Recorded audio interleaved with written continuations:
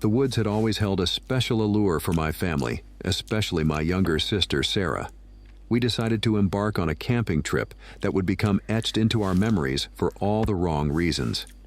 I was tasked with babysitting Sarah, but what unfolded during those fateful days was more terrifying than I could ever have imagined. It was my sister's idea to go camping. The allure of the great outdoors, the campfires, and stargazing had always fascinated her. My parents had an upcoming anniversary, and they decided it was the perfect time for a romantic getaway. It fell upon me to ensure Sarah had a memorable experience while they were away. As we arrived at the campsite, the beauty of nature enveloped us. We started by setting up the tents, with Sarah's enthusiasm bubbling over. I couldn't help but share in her excitement, despite a sense of foreboding that lingered. The first day was nothing short of perfect. We explored the woods, fished by a serene lake, and collected firewood for a campfire later that night. Sarah was in her element, her laughter echoing through the forest.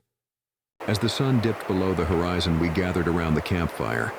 I decided to share a campfire story, one that I had read on a website dedicated to urban legends and creepy tales. Little did I know that it would set the stage for the horrors to come. After the story, a thick fog rolled in, shrouding our campsite in an unsettling mist. The atmosphere grew heavy, and I noticed a change in Sarah's demeanor. Her excitement had given way to unease, her eyes darting nervously. That night, I awoke to the sound of Sarah's voice, low and rhythmic, coming from outside our tent. I unzipped the flap and peered out to find her standing near the fog-covered lake, chanting in a language I couldn't comprehend. Approaching her, I noticed eerie symbols etched into the ground, softly glowing in the mist. The lake seemed to come alive, ripples forming in the shape of twisted faces. An overwhelming sense of dread washed over me.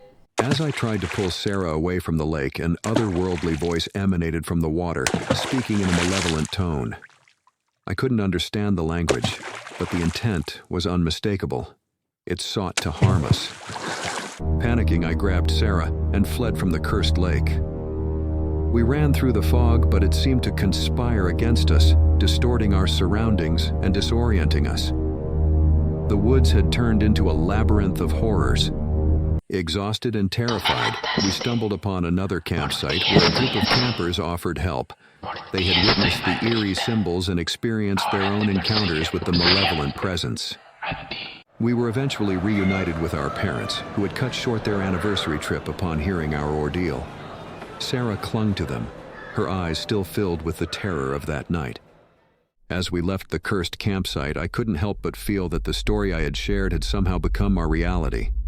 The woods had revealed a nightmarish side, and my sister's encounter with the malevolent force would haunt us for the rest of our lives.